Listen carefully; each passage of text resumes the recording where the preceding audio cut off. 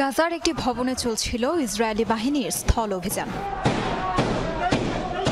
কিন্তু তাদের লক্ষ্য করে হঠাৎই পাল্টা হামলা করে হামাসের সদস্যরা। কোনো কিছু বুঝে ওঠার আগেই গুলিবিদ্ধ হয় একের পর এক ইসরায়েলি সেনা। হামাস যোদ্ধাদের অ্যাম্বুশের মুখে রীতিমতো কোণঠাসা হয়ে পড়ে ইসরায়েলি সেনারা।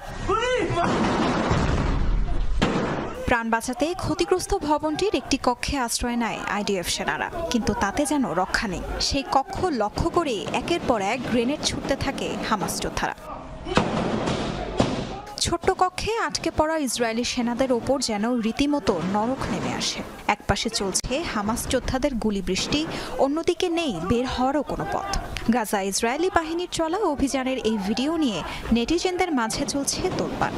বিভিন্ন গণমাধ্যমের দাবি, দুই পক্ষের মধ্যে হওয়া লড়াইয়ের এই ঘটনা গেল মাসের।